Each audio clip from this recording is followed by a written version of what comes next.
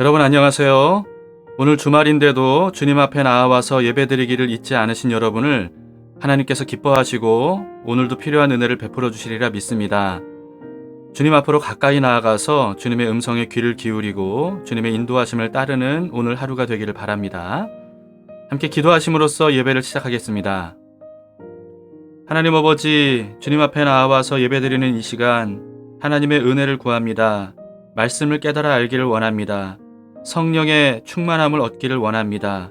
우리에게 필요한 은혜를 베풀어 주시는 은혜 보좌 앞으로 담대히 나아가오니 주님, 오늘도 우리를 사랑하시는 마음으로 필요한 은혜를 가득 채워 주시옵소서.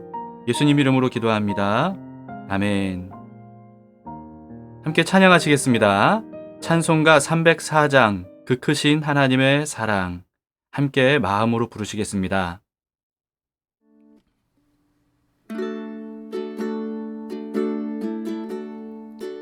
그 크신 하나님의 사랑 말로 다 용용 못하네. 저 높고 높은 별을 넘어 이 낮고 낮은 땅 위에 죄범한 영혼 구하려 그 아들 보내사 화목제물 삼으시고 죄 용서하셨네. 하나님 크신 사랑은 증량 다 못하네. 영원히 변치 않는 사랑 성도여 찬양하세.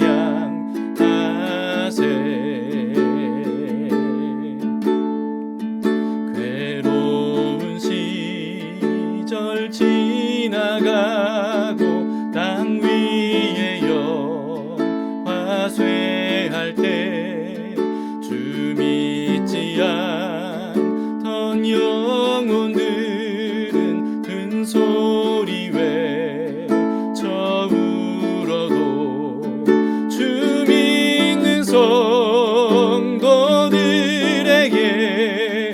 큰 사랑 베푸사 우리의 죄 사했으니 그 은혜 잊을까. 하나님 크신 사랑은 증량 다 못하네.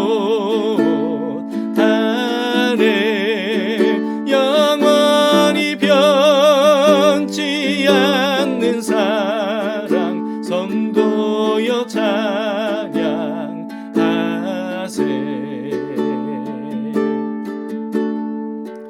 하늘을 두루마리 삼고 바다를 몸물 삼아도 한없는 하나님의 사랑 다 기록할 수 없겠네. 하나님의 크신 사랑 그 어찌 닿았을까.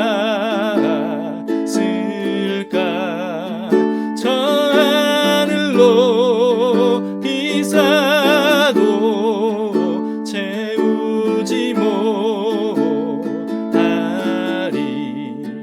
하나님 크신 사랑은 증량 다 못하네. 영원히 변치 않는 사랑 성도여 찬양하세. 하나님 크신 사랑은 증량 다 못하네. 영원히 변치 않는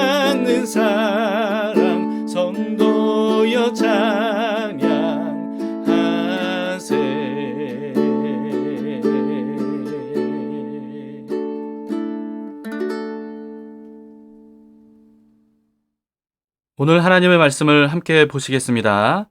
요한복음 12장 20절에서 33절입니다. 유월절을 앞두고 헬라인들이 예수님을 만나기를 청했을 때 예수님께서 하신 말씀입니다. 명절에 예배하러 올라온 사람 중에 헬라인 몇이 있는데 그들이 갈릴리 베세다 사람 빌립에게 가서 청하여 이르되 선생이여, 우리가 예수를 배우고자 하나이다.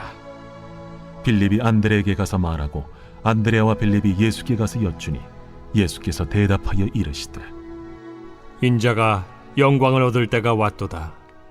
내가 진실로 진실로 너희에게 이르노니 한 알의 밀이 땅에 떨어져 죽지 아니하면 한 알 그대로 있고 죽으면 많은 열매를 맺느니라. 자기의 생명을 사랑하는 자는 잃어버릴 것이요 이 세상에서 자기의 생명을 미워하는 자는 영생하도록 보존하리라. 사람이 나를 섬기려면 나를 따르라. 나 있는 곳에 나를 섬기는 자도 거기 있으리니 사람이 나를 섬기면 내 아버지께서 그를 귀히 여기시리라. 지금 내 마음이 괴로우니 무슨 말을 하리요? 아버지여, 나를 구원하여 이때를 면하게 하여 주옵소서. 그러나 내가 이를 위하여 이때에 왔나이다. 아버지여, 아버지의 이름을 영광스럽게 하옵소서. 이에 하늘에서 소리가 나서 이르되 내가 이미 영광스럽게 하였고 또다시 영광스럽게 하리라. 곁에 서서 들은 무리는 천둥이 울었다고도 하며 또 어떤 이들은 천사가 그에게 말하였다고도 하니 이 소리가 난 것은 나를 위한 것이 아니요 너희를 위한 것이니라. 이제 이 세상에 대한 심판이 이르렀으니 이 세상의 임금이 쫓겨나리라. 내가 땅에서 들리면 모든 사람을 내게로 이끌겠노라. 이렇게 말씀하심은 자기가 어떠한 죽음으로 죽을 것을 보이심이로라. 오늘 말씀은 굉장히 중요하면서도 또 오묘한 내용입니다. 시간 안에 제가 잘 설명할 수 있을지 모르겠지만 최선을 다해 볼 테니까요. 여러분들도 잘 들어보시기 바랍니다. 수많은 무리들이 예수님을 둘러싸면서 호산나 찬양하면서 대대적으로 환영을 했죠. 예수님을 죽이려고 모의하고 수비령을 내렸던 산헤드린 공회가 좌절할 정도로 많은 유대인들이 예수님을 따랐습니다. 그런 중에 오늘 본문에는 다른 복음서에는 기록되어 있지 않은 일을 보여줍니다. 20, 21절입니다. 명절에 예배하러 올라온 사람 중에 헬라인 몇이 있는데 그들이 갈릴리 벳세다 사람 빌립에게 가서 청하여 이르되 선생이여, 우리가 예수를 배웠고자 하나이다 하니. 이스라엘의 명절인 유월절에 왜 헬라인들이 왔을까요? 관광객들은 아닐 거고요. 예배하러 온 사람 중에 헬라인 몇이라고 기록되어 있는 것으로 봐서 이방인이지만 유대교로 개종한 사람들일 겁니다. 이방인이 유대교로 개종하려면요, 까다로운 절차와 서약이 필요했고요. 그리고 그동안 헬라의 무수한 우상들을 숭배하던 관습과 문화 속에서 살던 그 과거의 삶을 다 버리고 오직 여호와만 섬겨야 됐습니다. 예수님을 찾아온 사람들은 그 모든 것들을 다 감수하고 유대교로 개종한 사람들이었기 때문에 어떤 의미에서는 웬만한 유대인들보다는 신앙적으로 훨씬 더 열정적이지 않았을까 싶어요. 이들이 예수님을 만나려고 청한 이유가 뭐겠습니까?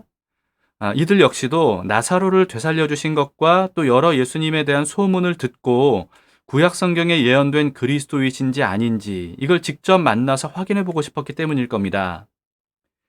이들은 빌립에게 가서 청했다고 하는데요. 어쩌면 빌립과 개인적인 친분 관계가 있는 사람이 아닐까 싶기도 해요. 빌립이라는 이름은 헬라식 이름이거든요. 예수님의 12 제자 중에서 빌립과 안드레 두 사람만 헬라식 이름으로만 성경에 소개가 돼 있는 것으로 봐서 빌립과 안드레는 헬라인 사회와 굉장히 밀접한 관계가 있어 보입니다. 빌립이 다른 제자가 아닌 안드레에게 헬라인들이 찾아온 것을 말하고 그리고 둘이 함께 예수님께 찾아간 것도 같은 이유 때문이 아닐까 싶어요. 22절을 보시겠습니다. 빌립이 안드레에게 가서 말하고 안드레와 빌립이 예수께 가서 여쭈니. 그런데 그 말을 들으신 예수님께서 동문서답을 하시는 것 같은 말씀을 하십니다. 23절입니다. 예수께서 대답하여 이르시되 인자가 영광을 얻을 때가 왔도다. 인자가 영광을 얻을 때란 예수님께서 십자가에서 죽으실 때를 의미합니다. 십자가 죽음 없이는요, 부활의 영광이 없기 때문이에요. 그 사실을 예수님께서 유명한 비유를 통해서 이어서 말씀하십니다. 24절입니다.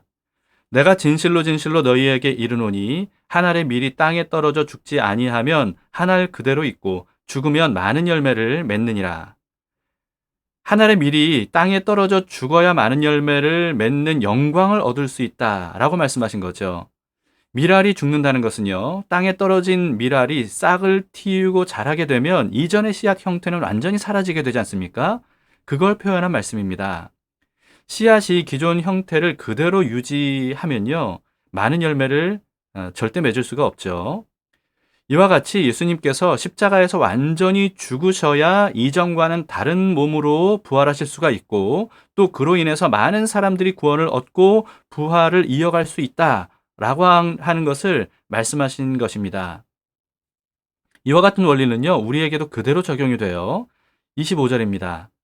자기의 생명을 사랑하는 자는 잃어버릴 것이요 이 세상에서 자기의 생명을 미워하는 자는 영생하도록 보전하리라. 우리가 이 말씀을 이해하려면 예수님께서 니고데모에게 하셨던 말씀을 상기할 필요가 있습니다. 3장 6절에서 이렇게 말씀하셨죠. 육으로 난 것은 육이요 영으로 난 것은 영이니. 이 말씀의 의미가 뭔지에 대해서는 제가 이미 여러 번 말씀을 드렸기 때문에 오늘은 좀 생략하겠습니다. 육의 사람이 영의 사람으로 거듭나서 영생하려면요, 먼저 우리의 옛사람이 예수님과 함께 십자가에서 죽어야 됩니다. 바울이 그래서 이렇게 얘기했어요. 로마서 6장 6절 7절입니다. 우리가 알거니와 우리의 옛사람이 예수와 함께 십자가에 못 박힌 것은 죄의 몸이 죽어 다시는 우리가 죄에게 종노릇하지 아니하려 함이니 이는 죽은 자가 죄에서 벗어나 의롭다 하심을 얻었습니다.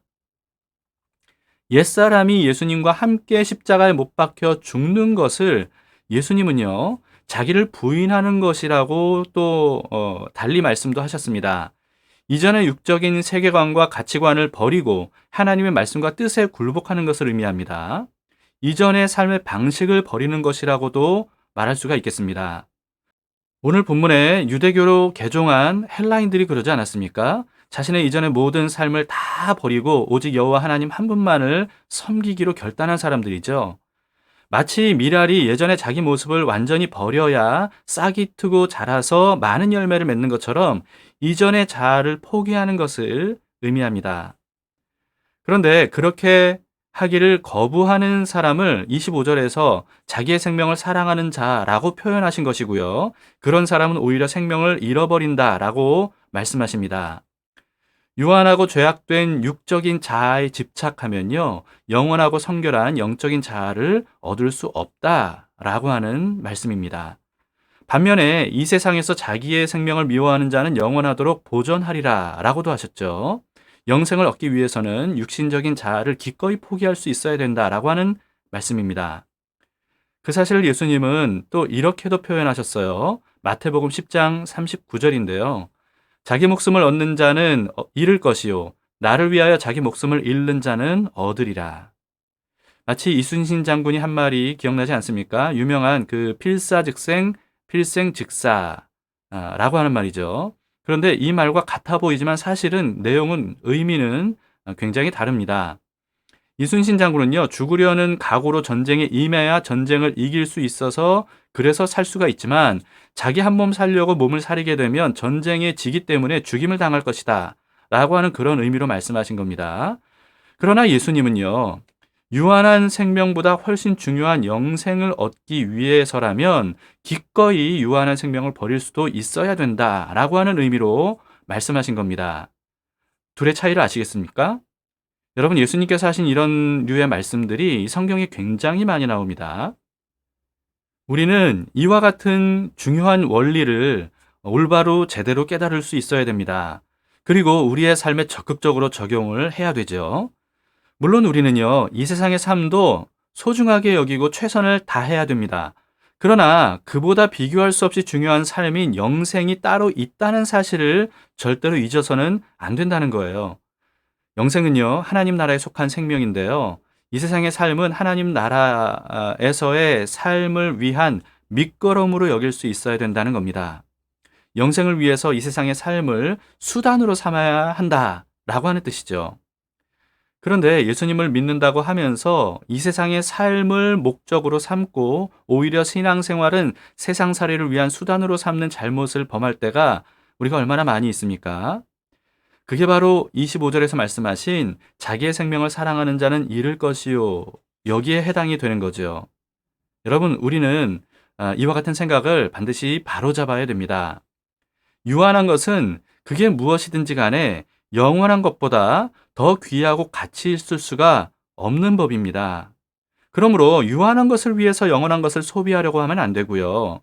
영원한 것을 얻기 위해서 유한한 것을 기꺼이 소비하는 마음이 있어야 됩니다. 여러분, 우리의 유한한 시간, 또 유한한 돈, 또 유한한 건강, 유한한 지식, 또 유한한 재능 등등, 여러분, 이 모든 유한한 것들을 영원한 것을 얻는 일에 사용하는 것, 영원한 것을 얻기 위해 기꺼이 소비하는 것, 여러분, 이것이 가장 가치 있고 귀하게 유한한 것들을 사용하는 방법입니다. 이와 같은 원리는요, 부활에도 그대로 적용이 됩니다. 고린도전서 15장 42절부터 44절입니다. 죽은 자의 부활도 그와 같으니 썩을 것으로 심고 썩지 아니할 것으로 다시 살아나며 욕된 것으로 심고 영광스러운 것으로 다시 살아나며 약한 것으로 심고 강한 것으로 다시 살아나며 육의 몸으로 심고 신령한 몸으로 다시 살아나나니 육의 몸이 있은즉 또 영의 몸도 있느니라. 썩을 것, 욕된 것, 약한 것, 육의 몸은 유한한 삶을 의미합니다. 유한한 것들. 그런 것들을 마치 밀알 심듯이 믿음으로 심듯이 부인을 해야 그래야 썩지 않고 영광스럽고 강하고 신령한 몸의 영의 몸으로 부활할 수 있다라고 하는 말씀입니다. 이와 같은 무수한 메시지를요, 우리의 이마와 손목에 새기듯이 우리 마음 깊이 새겨서 우리가 항상 삶에 적용할 수 있기를 바랍니다. 여러분, 무엇을 위해서 우선적으로 우리의 시간을 사용해야 되겠습니까? 무엇을 위해서 우선적으로 돈을 써야 될까요? 또 유한한 재능, 지식, 건강, 인간관계, 또 은사, 또 학력, 이 모든 것들은 다 우리 유한한 세상에 속한 것들이죠. 이 모든 것들이 우리에게 주어진 것, 여러분, 이것은요, 영원한 것을 얻기 위해서 사용하라고 주님께서 우리에게 주신 겁니다. 그래서 이와 같은 것들을 우리가 영원한 것을 얻기 위해서 최우선적으로 사용하는 그런 연습을 통해 습관을 들이는 것이 굉장히 중요하다 싶습니다. 바울은 이렇게 말했고 또 실제로 말한 대로 살았는데요. 빌립보서 3장 7절에서 9절입니다. 그러나 무엇이든지 내게 유익하던 것을 내가 그리스도를 위하여 다 해로 여길 뿐더러 또한 모든 것을 해로 여김은 내 주 그리스도 예수를 아는 지식이 가장 고상하기 때문이라. 내가 그를 위하여 모든 것을 잃어버리고 배설물로 여김은 그리스도를 얻고 그 안에서 발견되려 함이니 내가 가진 의는 율법에서 난 것이 아니요 오직 그리스도를 믿음으로 말미암은 것이니 곧 믿음으로 하나님께로부터 난 의라. 영원한 것은요, 모두 하나님의 미랄이 되어주신 예수 그리스도 안에 있기 때문에 바울이 이렇게 고백을 한 겁니다. 바울처럼 우리에게 주어진 유한한 모든 것들을 예수님을 얻기 위한 수단으로 삼기를 바랍니다. 보화가 감춰진 밭을 사듯이 또 값진 진주를 사듯이 전 재산을 팔아서라도 그리스도를 얻고 그 안에서 발견되는 사람, 여러분, 이런 사람이 가장 복 있는 사람입니다. 26절을 보시겠습니다. 사람이 나를 섬기려면 나를 따르라. 나 있는 곳에 나를 섬기는 자도 거기 있으리니 사람이 나를 섬기면 내 아버지께서 그를 귀히 여기시리라. 하나님 아버지께서 그런 사람을 귀하게 여기시고 귀하게 대해 주신다고 말씀하십니다. 그러나 그럼에도 불구하고 어쨌든요, 자신의 삶을 포기하는 것은요, 참 쉬운 일이 아닙니다. 이전 과거의 삶을 청산하는 것, 새로운 삶을 사는 것, 이것도 참 쉬운 일이 아니죠. 특히나 목숨까지 내줘야 될 만한 어떤 그런 일들이 생기게 되면요, 여러분, 그건 너무나도 힘들고 어려운 일 아니겠습니까? 그런데 예수님께도 마찬가지였어요. 27절을 보시겠습니다. 지금 내 마음이 괴로우니 무슨 말을 하리요? 아버지여, 나를 구원하여 이때를 면하게 하여 주옵소서. 그러나 내가 이를 위하여 이때에 왔나이다. 겟세마네 동산에서 기도하신 것 같은 기도를 오늘 본문에서도 드렸다는 것을 보게 됩니다. 물론 예수님께서 두려워하셨던 거는요, 육체적인 죽음이 아니었습니다. 인류의 죄를 떠맡은 죄 덩어리가 되심으로써 거룩하신 하나님과 완전히 단절되는 것, 여러분 그걸 두려워하셨던 겁니다. 십자가라는 인류 역사상 최악의 사형 틀에서 예수님께서 죽으신 이유는요, 영적인 죽음이 얼마나 무섭고 고통스러운 것인지를 상징적으로 알려주시기 위함이었습니다. 예수님께서 진짜 두려워하셨던 것은 십자가에서 육체적으로 죽는 그 자체가 아니었고요. 하나님과의 완전한 단절이었어요. 하나님과 완전한 단절이 얼마나 무서운지는 사실 우리 중에 어느 누구도 전혀 알 수가 없습니다. 왜냐하면 누구도 한 번도 경험해 본 적이 없기 때문이에요. 하나님과의 완전한 단절 상태. 여러분, 그게 바로 지옥입니다. 아무리 이 세상에서의 삶이 지옥같이 여겨지는 그런 삶이라 할지라도요, 사실은 여전히 하나님의 보편적인 긍휼과 은혜를 받고 있는 상태이기 때문에 사실 지옥 같게 느껴져도 지옥과는 비교가 할 수가 없는 겁니다. 예수님은 우리를 그와 같은 하나님과의 영원한 단절로부터 구원해 주심으로써 하나님과 영원히 함께 살게 해주시려고 기꺼이 우리의 죄를 대신 짊어지시고 대신 하나님과의 완전한 단절이라고 하는 엄청난 희생을 당하신 겁니다. 여러분, 우리가 그 은혜를 온전히 다 깨달을 수 있을까요? 그러기에는 너무나도 놀랍고 큰 은혜라서 이런 찬송 가사가 탄생한 거 아니겠습니까? 하늘을 두루마리 삼고 바다를 먹물 삼아도 한없는 하나님의 사랑 다 기록할 수 없겠네. 예수님은 항상 그러셨듯이 자신을 보내신 하나님 아버지의 뜻에 온전히 순종하심으로써 이렇게 기도하셨습니다. 28절입니다. 아버지여, 아버지의 이름을 영광스럽게 하옵소서 하시니 이에 하늘에서 소리가 나서 이르되 내가 이미 영광스럽게 하였고 또다시 영광스럽게 하리라 하시니. 예수님과 함께 있었던 사람들도 소리를 듣긴 들었는데요, 천둥 소리 또는 천사들의 음성이었다고 그렇게 여겼습니다. 예수님은 이와 같이 하나님께서 말씀하신 예수님을 영광스럽게 하리라는 그 음성마저도요, 예수님을 위한 말씀이 아니라 사람들을 위한 말씀이라고 하십니다. 오늘 본문은 이렇게 마무리가 됩니다. 31절에서 33절입니다. 이제 이 세상에 대한 심판이 이르렀으니 이 세상의 임금이 쫓겨나리라. 내가 땅에서 들리면 모든 사람을 내게로 이끌겠노라 하시니 이렇게 말씀하심은 자기가 어떠한 죽음으로 죽을 것을 보이심이로라. 뱀의 머리를 짓밟듯이 아합의 딸 아달랴를 다윗의 왕좌에서 끌어내렸듯이 공중권세 잡은 사탄을 폐위시키고 인류를 구원하시기 위해서 기꺼이 죄의 덩어리가 되셔서 십자가에서 죽으실 것을 예수님께서 말씀하신 겁니다. 십자가의 죽음을 통한 완전한 승리를 선포하신 거죠. 예수님께서 십자가와 부활로 열어놓으신 길을 우리도 기꺼이 뒤따라가도록 합시다. 함께 기도하시겠습니다. 우리를 위해서 십자가에서 죽으시고 하나님과의 완전한 단절까지도 감수하신 주님, 주님의 그 놀라운 은혜와 사랑에 감사와 찬양을 드립니다. 덕분에 이제는 우리가 하나님과 영원히 함께 살 수 있게 되었습니다. 예수님처럼 하나님의 자녀로서의 삶을, 그 특권을 누릴 수 있게 하심을 감사드립니다. 이제 우리가 이 세상의 삶을 살면서 주님께서 주시고자 하셨던 영원한 생명과 영원한 것들을 우리가 얻고자 유한한 것들을 기꺼이 소비하고자 합니다. 오늘 하루도 그런 삶이 되기를 원합니다. 가장 중요한 것이 무엇인지를 깨달아 알 수 있도록 날마다 우리를 말씀과 성령으로 깨우쳐 주시고 그로 인해서 날마다 가장 가치 있는 것을 얻는 그런 삶이 될 수 있도록 인도해 주시옵소서. 예수님 이름으로 기도합니다. 아멘. 네, 오늘도 여러분 우리의 삶을 가장 가치 있게 살기 위해서 주님께 기도하심으로써 주님께 하루를 맡겨드리길 바랍니다. 오늘도 예수님이 우리와 함께 하십니다.